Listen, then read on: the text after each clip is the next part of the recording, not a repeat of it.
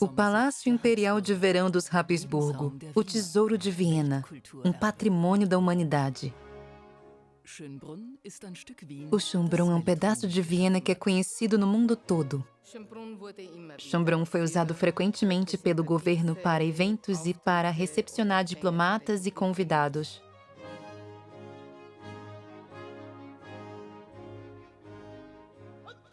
A guarda tem uma conexão especial com Schönbrunn e todos eles vivem próximos daqui.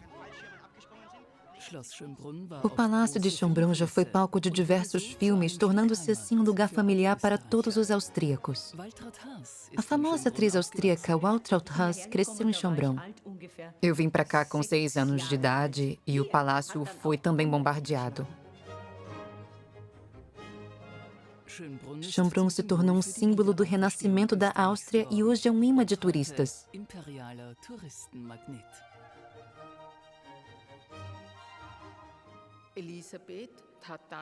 Elisabeth, então, deu um ultimato ao Kaiser e ameaçou deixá-lo levando embora os filhos.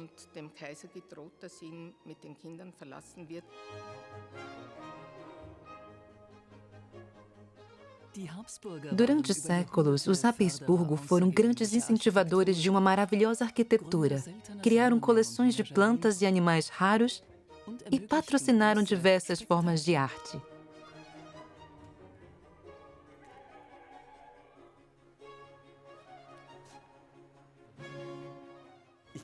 É algo que se encaixa muito bem em Viena. Se olharmos para outras grandes cidades com importância histórica equivalente à nossa, veremos que cada um tem algo similar a Schönbrunn, mas nada se iguala à beleza deste palácio.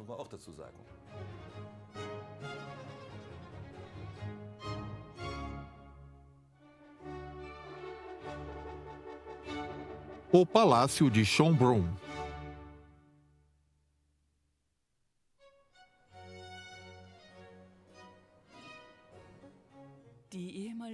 O dia na antiga residência de verão da realeza começa com preparativos para receber o fluxo de turistas.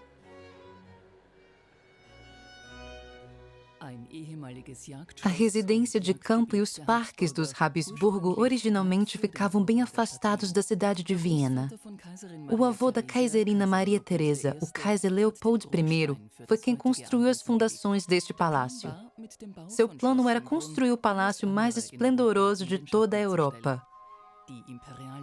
O complexo real se tornou um símbolo da visível supremacia da Casa de Habsburgo. A Kaiserina Maria Teresa contatou Niccolò Pacassi para redesenhar o palácio para atender suas necessidades.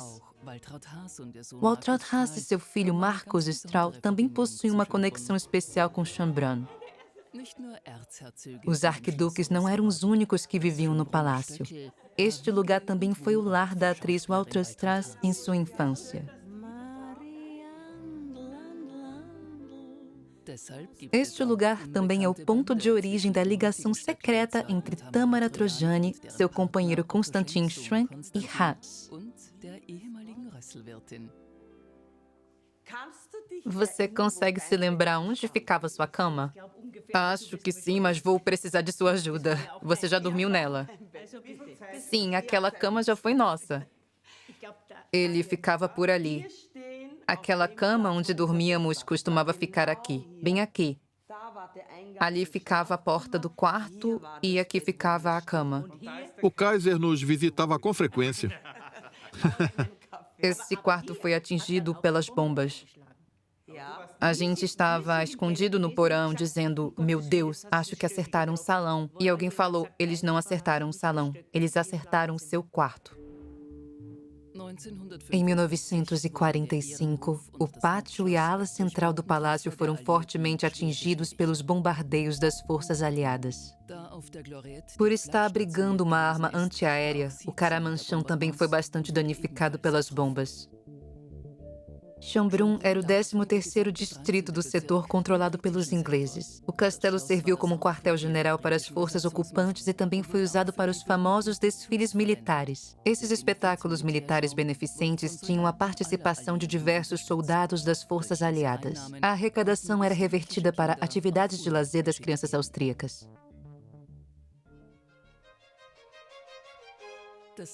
Após os jardins de Schönbrunn serem reabertos ao público durante o período da ocupação, a rotina pôde ser retomada.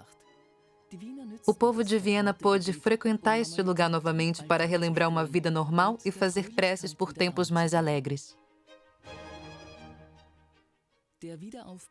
A reconstrução da Ópera de Viena, da Catedral de St. Stephen e do Palácio estavam entre as prioridades da recém-fundada Segunda República da Áustria para demonstrar sua força.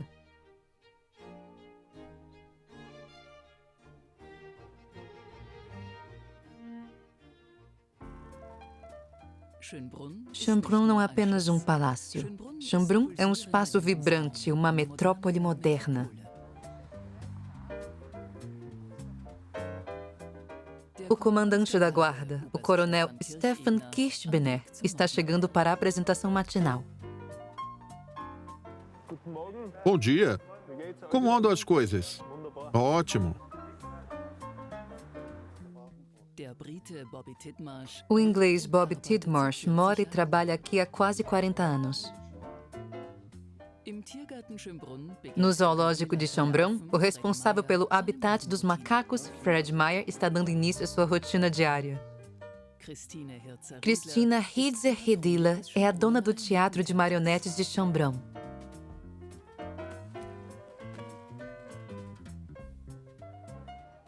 A guia turística em língua estrangeira, Gertie Smith, está indo para seu primeiro tour.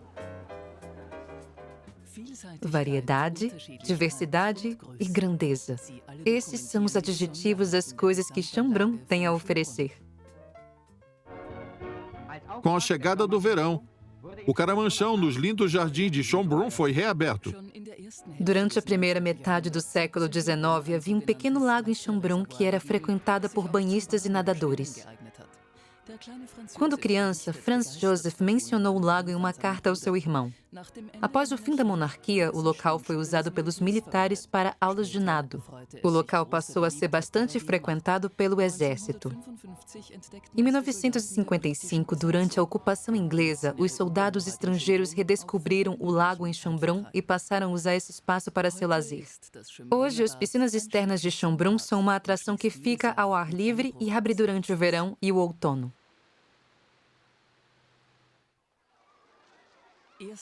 O nome deste filme é 1º de abril do ano 2000. Ele foi feito em 1952 a pedido do governador da Áustria para mostrar que o país sempre foi autossuficiente e capaz de superar todas as dificuldades que enfrentou ao longo da história.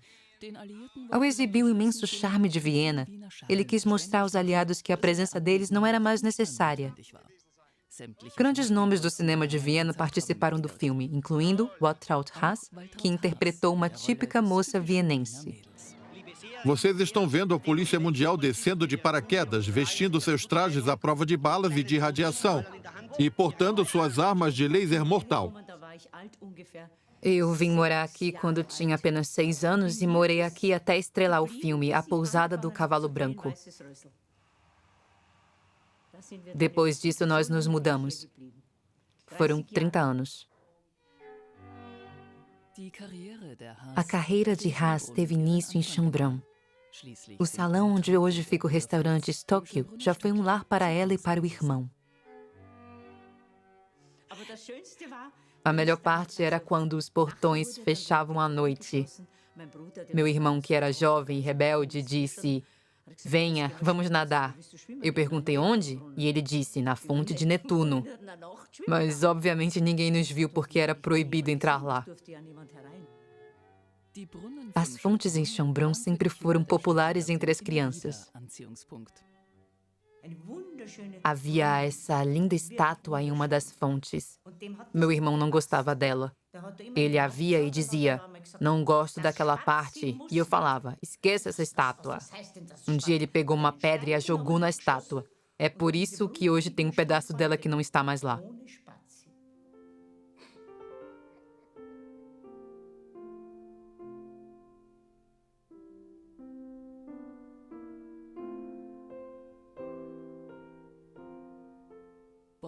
Bob Tidmarsh é, de certa forma, o coração de Schönbrunn. Ele realiza pesquisas em uma abordagem crítica, porém respeitosa, sobre a família Habsburgo. Ele dedica sua vida ao palácio e a todos seus visitantes. Eu não tenho formação como guia turístico ou historiador. A minha experiência vem dos meus 40 anos de serviço. É uma fonte de conhecimento longe da universidade. Bob Tidmarsh veio morar em Viena em 1972. Ele não tinha dinheiro para voltar à Inglaterra e não conseguiu encontrar trabalho. Foi o Palácio de Schönbrunn que abriu para ele as portas para uma nova vida. Eu sou apaixonado pelo estilo Biedermeier. É por isso que ele está tão presente na minha casa. Ela é uma mistura do estilo austríaco com o inglês.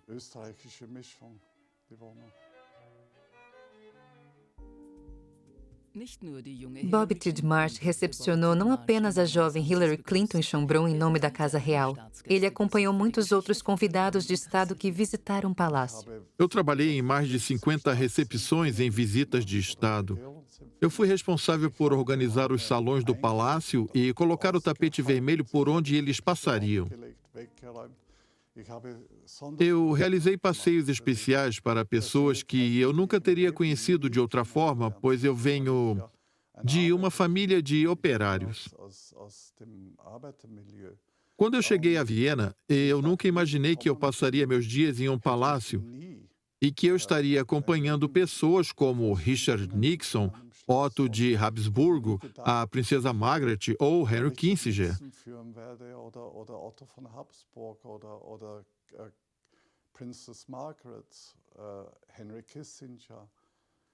A lista de pessoas que eu conheci e as quais tive o privilégio de acompanhar em passeios por aqui é enorme. Schönbrunn é como um lar para mim. Eu amo esse palácio. Como eu costumo dizer, Schönbrunn é a minha vida.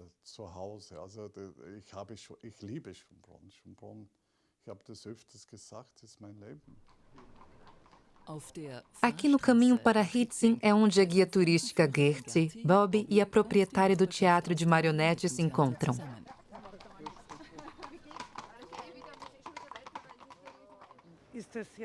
Você vai contar uma história sobre Maria Teresa ou algo mais voltado para crianças? Eles estão conversando sobre o livro que Bob está escrevendo. As histórias que são mais vendidas são as de Maria Cristina e Isabela. As histórias de amor são sempre as mais populares.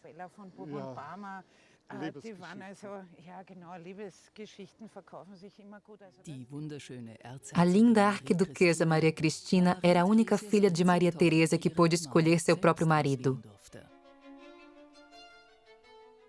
A escolha dela foi o arquiduque Albert da Saxônia, o duque de Teschen. Isabela de Bourbon e Parma casou-se com um filho mais velho de Maria Teresa, Joseph II. O casamento foi uma decisão política. A missão desse casamento entre arqui-inimigos era de fortalecer essas duas dinastias. O casamento aconteceu no dia 6 de outubro de 1760 na Igreja Agostiniana de Viena. Por ter sido a filha favorita, Maria Cristina foi a única que pôde se casar com um homem que amava, o príncipe Albert da Saxônia e Teschen. Após isso, Maria Cristina desenvolveu uma relação especial com Isabela. E graças às cartas que foram trocadas entre elas e que foram preservadas até os dias atuais, foi possível identificar com clareza que essas duas mulheres desenvolveram um relacionamento homoafetivo.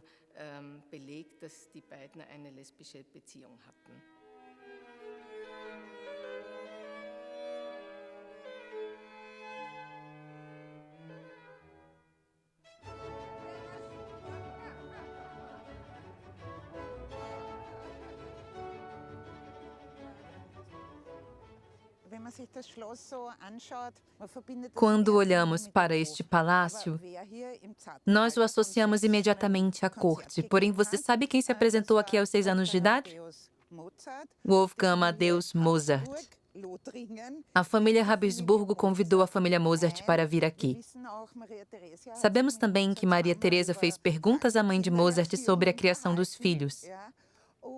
Após esse concerto, Mozart desceu de seu banco, correu até Maria Teresa, pulou no colo dela e a abraçou.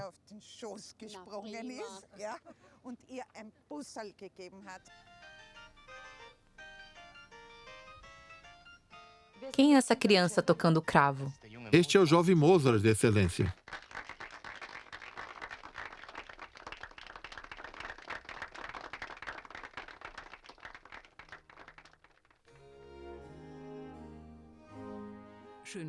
Schönbrunn servia como residência dos Habsburgo durante vários meses do ano.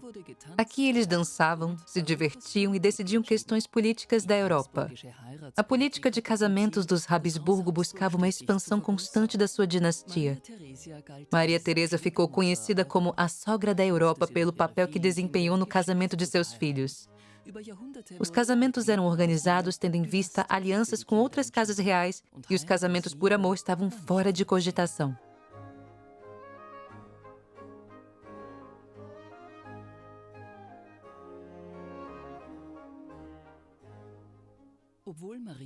Apesar de Maria Teresa ser perdidamente apaixonada por seu marido, a quem ela apelidou de Ratinho, ela quase nunca levava em conta os sentimentos dos seus filhos.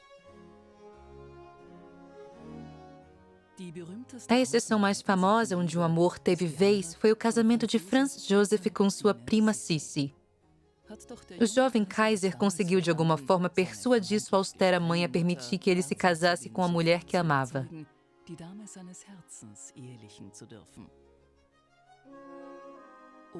Apesar de um início promissor, essa união não teve um final feliz. Sua famosa frase, "Eu não encontro paz em lugar algum", pode ser vista em todos os cantos desta sala.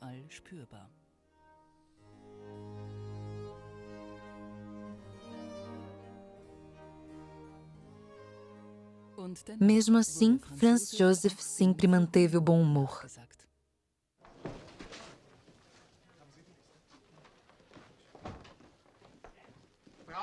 Ainda precisa de mim, senhor presidente? Estou esperando há horas. Pode ir para casa, Kaiser Franz Joseph. Você também, prefeito Luega. E você também. Ah, Sua Alteza, que bom que você veio. Estamos felizes por tê-la aqui. Claro, todos queremos ajudar. Porém, se não precisam mais de mim, eu vou para casa jantar. O que vai ser? Aspargo com manteiga e pão. Ah, A integridade, a coragem de expressar opiniões, o espírito de inovação e a perseverança deram à família Habsburgo forças para continuar seguindo adiante até os dias finais da monarquia.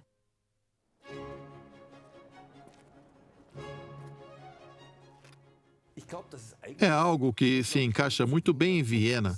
Se olharmos para outras grandes cidades com importância histórica equivalente à nossa, veremos que cada uma tem algo similar a Schönbrunn, mas nada se iguala à beleza deste palácio.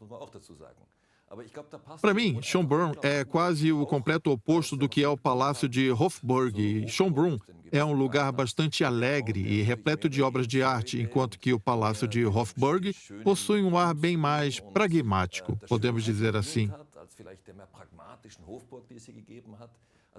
É por essa razão, e também por sua importância histórica, que Schönbrunn se encaixa tão bem nessa cidade. Nós podemos encontrar traços de importância histórica desse palácio ainda nos dias de hoje, seja observando as águias de Napoleão ou as estátuas que foram parcialmente destruídas durante a Segunda Guerra Mundial. A história está presente e ela continua a se desenrolar neste lugar. Isto é algo que eu acho fantástico. A corte de Viena adotou regras e costumes rígidos derivados da corte espanhola. A educação ampla que os arquiduques recebiam desde a infância era uma tradição dos Habsburgo.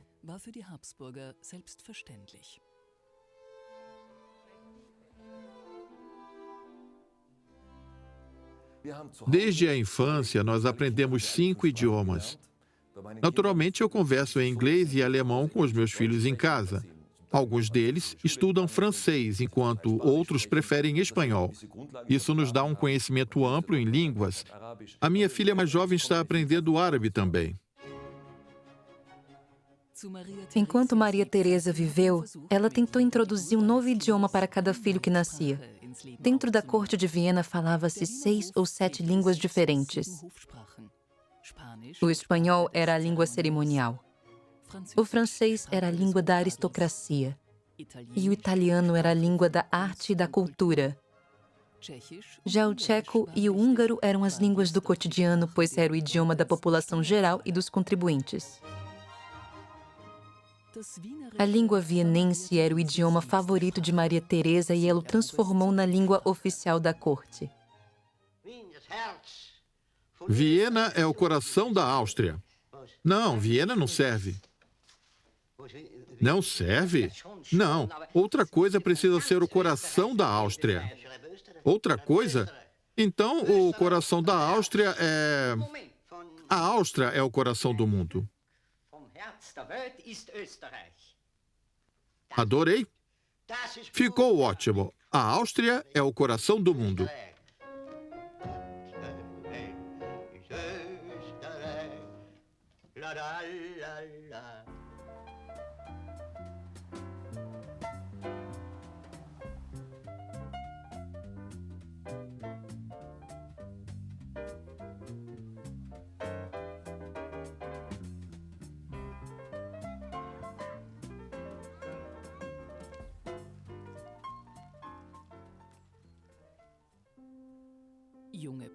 O treinamento militar começava cedo, pois os jovens príncipes precisavam crescer rápido. Os exercícios militares eram elaborados e praticados neste campo. O príncipe herdeiro Rudolf precisava ficar ao lado dos canhões enquanto eles disparavam. Ele sofreu muito com esse treinamento. Elizabeth, que nunca esteve muito presente na vida cotidiana e na educação dos filhos, percebeu após retornar de uma viagem que seu filho havia mudado. Então ela deu um ultimato ao Kaiser e ameaçou deixá-lo levando embora os filhos. Ele acatou o pedido dela e arranjou novos professores.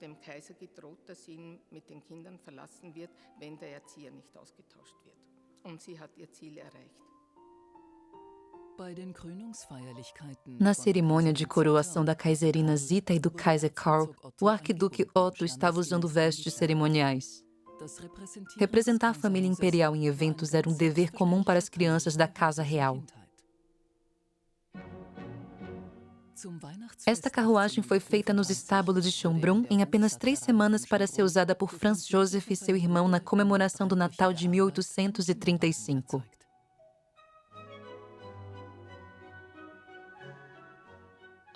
O filho mais jovem de Napoleão, que passou sua infância em Schönbrunn, também tinha sua própria carruagem cerimonial.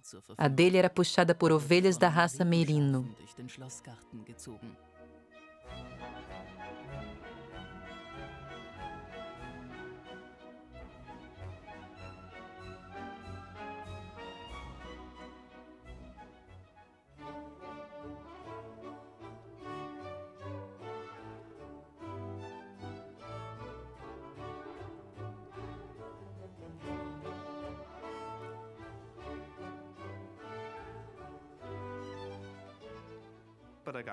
Os dias sempre são agitados para a guarda.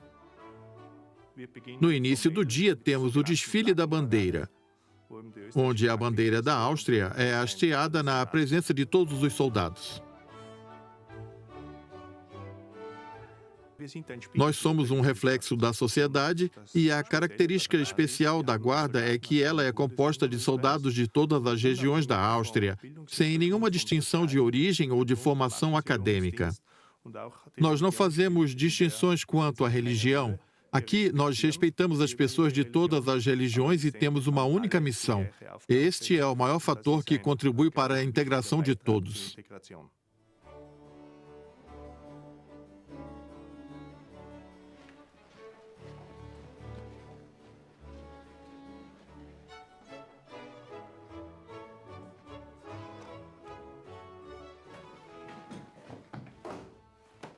Coronel, bom dia. Coronel, bom dia. Vocês estão prontos? Vamos descer. A rotina no quartel é organizada minuciosamente. A guarda possui uma conexão especial em Schönbrunn. O quartel fica bem próximo do palácio. Schönbrunn, originalmente, era uma área de caça e era chamado de Fasanengarten, que significa Jardim dos Fazões. Preparar armas. Os militares sempre foram muito respeitados, especialmente na época de Maria Teresa. Ela dava muita importância à doutrina militar.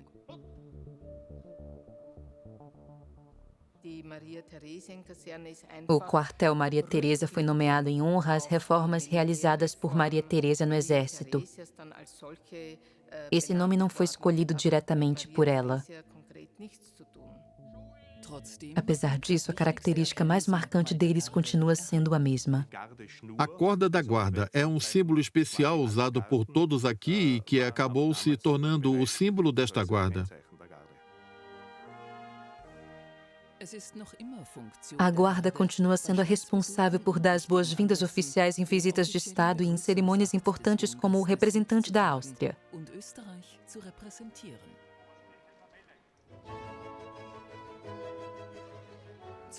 Durante a Guerra Fria, representantes dos Estados Unidos e da Rússia se encontravam na Áustria, um território neutro.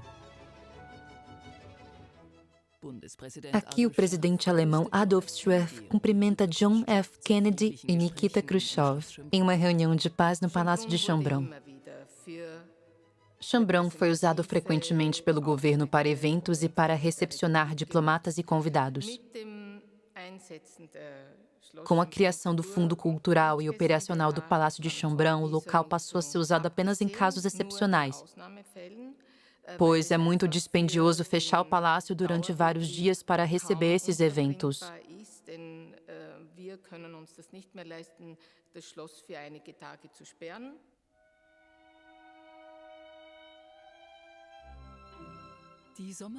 Este palácio de verão foi construído a mando do Kaiser Leopold I pelo famoso arquiteto Wischer von Lorch e foi a residência de verão favorita da família até a queda da monarquia.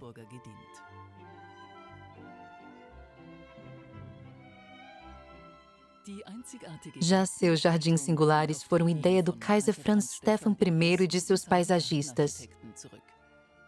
O tamanho de Schönbrunn é impressionante. O complexo é maior que o Principado de Mônaco. Hoje, o palácio é capaz de gerar fundos para custear sua manutenção. A abordagem que guia nosso trabalho em Schönbrunn é usar e preservar. Toda a renda que ele gera é revertida de volta para a restauração do palácio e de outros prédios.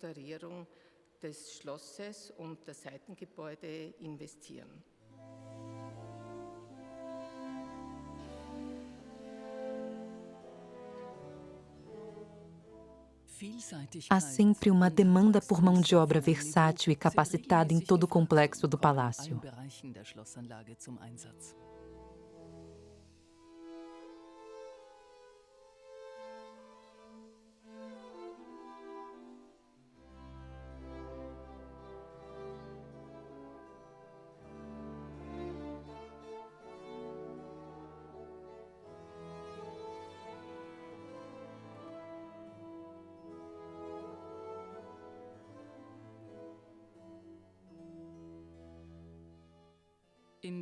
Cada centímetro do zoológico foi projetado e construído com precisão.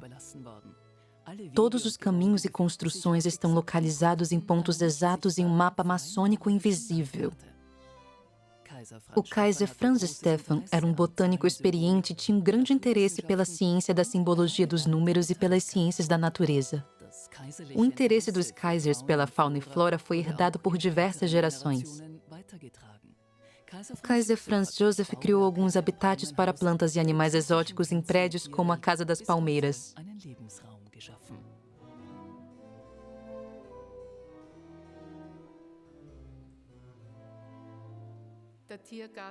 O antigo prédio do zoológico é uma construção isolada e está conectada ao palácio.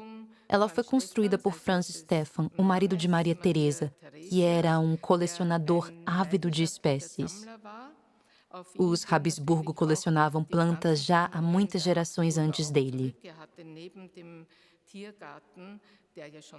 Ao lado do zoológico, que foi fundado em 1752, temos o Jardim Botânico Holandês, construído nesse mesmo ano em aço e vidro. Algumas de suas plantas raras se encontram nesse jardim. Ele sempre foi uma das partes mais importantes de Schönbrunn e atualmente ele é administrado por uma empresa moderna com uma estrutura igualmente moderna.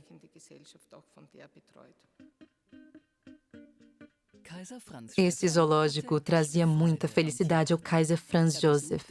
Ele costumava visitá-lo 2 vezes por dia. Essa foi uma construção bastante moderna e singular para sua época. Fred Meyer é o encarregado de fornecer os melhores cuidados possíveis para esses animais.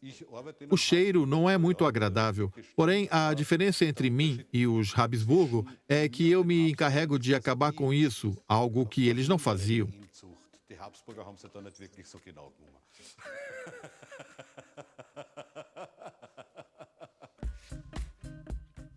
A alta nobreza adorava a companhia dos macacos, principalmente as espécies pequenas que eles criavam dentro de casa. Eles faziam parte do dia a dia deles, assim como cães e gatos fazem parte do nosso. As espécies exóticas de macacos eram usadas como um símbolo de riqueza e requinte. Todos eles têm um nome. Nós damos aos macacos os nomes de figuras famosas de Schönbrunn, como Franz, ou nomes típicos da região de onde eles vieram, como este aqui, que tem o nome típico de Madagascar. Agora chega. Já acabou.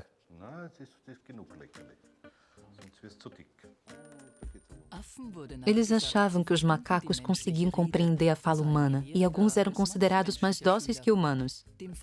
De acordo com uma crença popular, ter um olho de macaco podia te deixar invisível. Também se acreditava que passar a urina de macaco nas portas afastava os inimigos.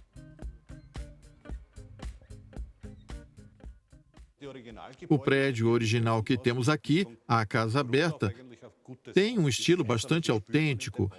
Podemos sentir a imponência imperial até os dias de hoje.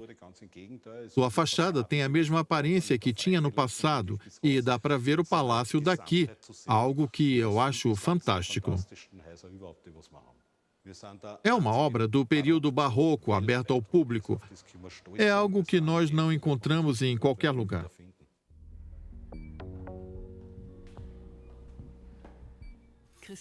Christine Rieser Heidler é o coração, a mente e a alma do teatro de marionetes de Schönbrunn. Hoje ela está preparando uma apresentação de A Flauta Mágica no horário do almoço.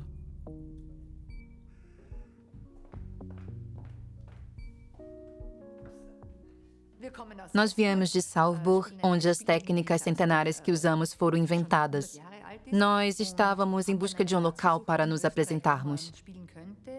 Estávamos à procura de um museu e, por sorte, encontramos Schönbrunn.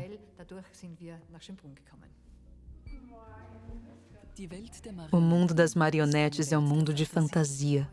Essa composição de Mozart é a mais popular do repertório diversificado oferecido aqui. Os ventrílocos são capazes de trazer bonecos à vida e expressarem sentimentos apenas puxando alguns fios.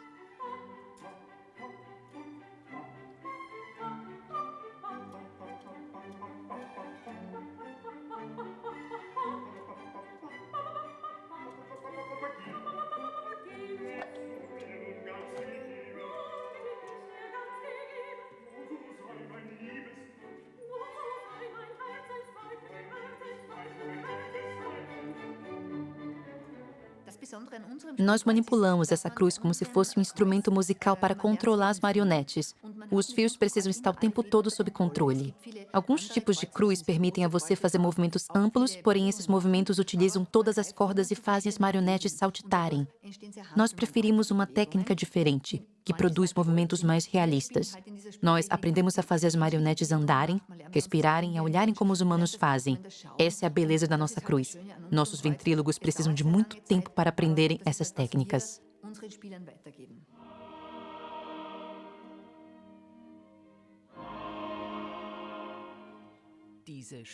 Essa técnica se tornou um patrimônio imaterial da humanidade em 2015 e é encontrada somente em Salzburg e Schönbrunn.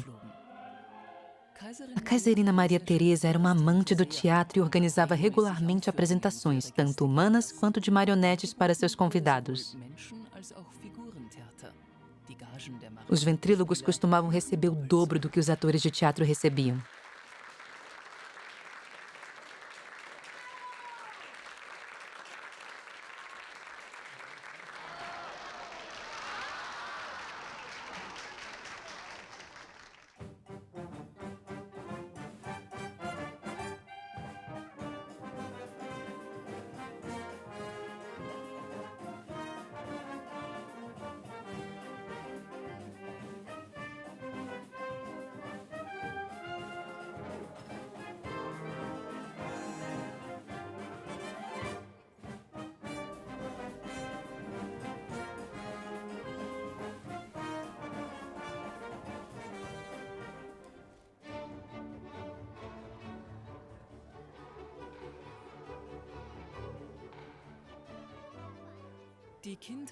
Na realeza, a infância se encerrava aos 3 anos, pois a partir dessa idade os membros da realeza eram submetidos a um cronograma rígido de deveres.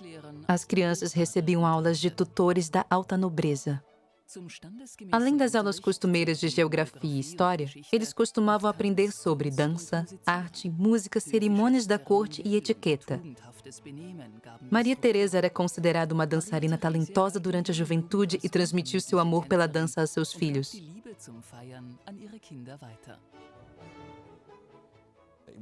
Preciso dizer que nunca fui adepto a nenhum tipo de dança e meus filhos também não. Acredito que eles não gostariam se eu sugerisse isso a eles. Naquela época, a motivação era a perpetuação dos elementos da sua história, o que também acontece nos dias de hoje. Aprender sobre sua história, a geografia de onde você mora e seu idioma, são coisas das quais nenhum de nós pode se esquivar se quisermos ter uma formação sólida e compreender todos os elementos que compõem a nossa cultura. Tudo isso se soma aos bons valores que, por sua vez, são determinados pela religião que você segue.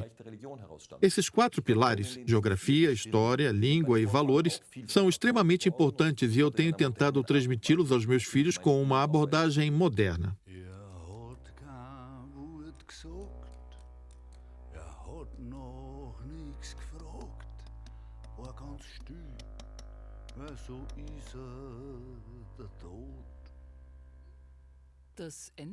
Toda vida inevitavelmente chega ao fim.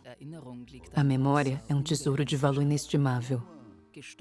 Para consolar seus entes queridos, Maria Teresa supostamente disse: "Nós morremos apenas se formos esquecidos. Por isso pensem em mim e não parem de falar sobre mim." O cemitério de Hietzing é o local de descanso de muitas pessoas que viveram em Schönbrunn. Waltraud Haas e seu filho visitam o local regularmente para recordarem do marido e pai Erwin Stroll.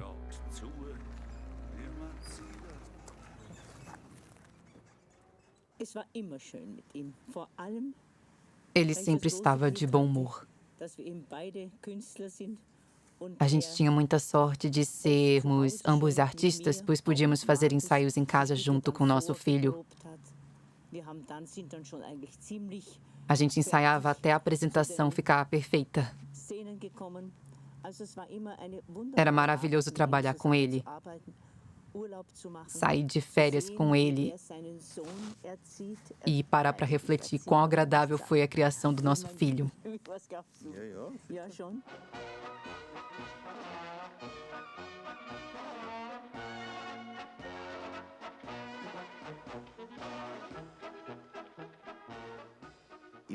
Neste aspecto, eu sinto que meu pai ainda está bastante presente entre nós.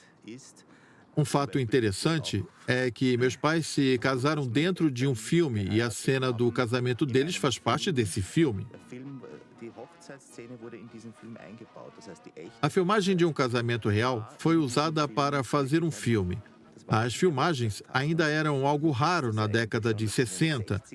Quantas pessoas tiveram o privilégio de ter seus casamentos filmados naquela época?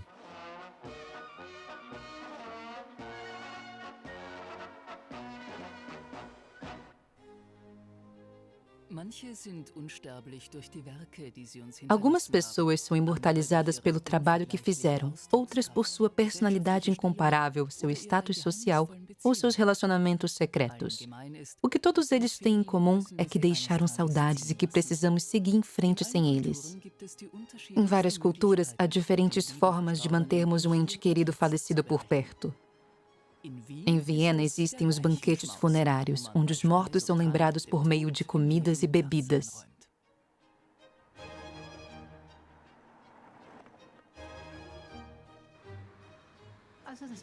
O bar Maxim Stubel existe há 211 anos, tendo sido construído em 1805. Ele era frequentado por fazendeiros, o que explica sua localização. Katharina Schratt e o Kaiser Franz Joseph costumavam visitar este lugar. Johann Strauss também frequentava este bar, pois ele morava aqui perto, no número 18 da Rua Maxim. Ele tem sido uma parada obrigatória para todos que moram e trabalham aqui. Christine Schwenk é viúva e administra o lendário bar Maxim Stubel em memória de seu falecido marido. Ela é uma amiga de longa data da família Wanderer. Ao fim das visitas que eles fazem ao cemitério, eles sempre vêm aqui para conversar com a proprietária. Até recentemente, o sistema funerário de Viena era bem rígido e não permitia a retirada de urnas funerárias. Por favor, explique para os meus netos como você trouxe o seu marido para Viena. Meu marido disse, por favor, Christine, eu não quero ficar sozinho. Me leve para onde você for. No começo eu fiquei em dúvida, mas depois eu fui buscá-lo. Eu acabei entrando em uma disputa com o prefeito, pois ele disse que eu precisava marcar uma reunião e você já deve imaginar as coisas que eu falei para ele naquela reunião. Eu disse para ele fazer o que quisesse, contando que registrasse por escrito. Depois eu pensei em roubar meu marido, mas fiquei com medo da polícia.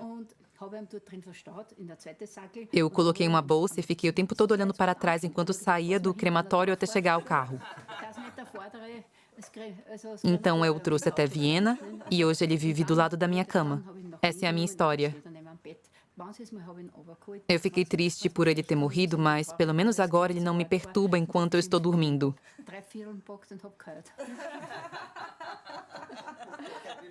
Isso tudo é verdade. Eu mesma acho difícil de acreditar que hoje ele está morando de novo no meu quarto.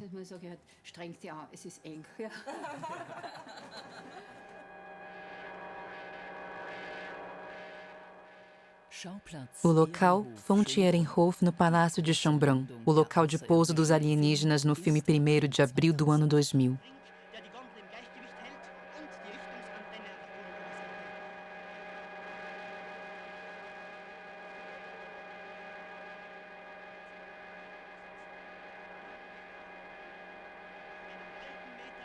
Faltam 10 centímetros e ele aterriza. A porta está se abrindo. Todos estão curiosos. Estamos nos aproximando para que possamos mostrar todos os detalhes. O primeiro deles está surgindo. Parece uma espécie de policial espacial que está olhando ao seu redor com o raio da morte na sua mão. Sempre houve espaço para as artes e para a cultura de Viena em Schönbrunn, ao contrário do Palácio de Hofburg. Aqui é um espaço que nos possibilita receber apresentações teatrais e concertos. Eu acho algo extraordinário a essência desse espaço que foi criado em tempos antigos e que persiste até os dias atuais. Nele acontecem festivais ao ar livre que reúnem centenas de milhares de pessoas nos parques do palácio. Este ambiente é a culminação de um ciclo da história. Schönbrunn é um lugar onde a cultura e as artes conseguem florescer.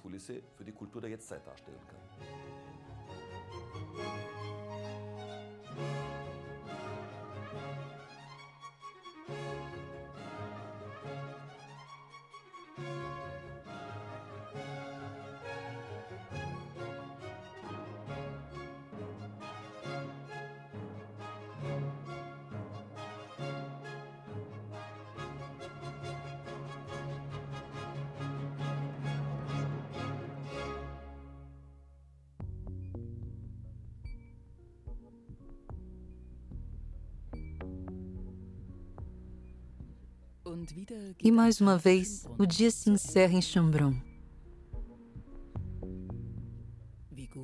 Felizmente, ele estará aberto amanhã.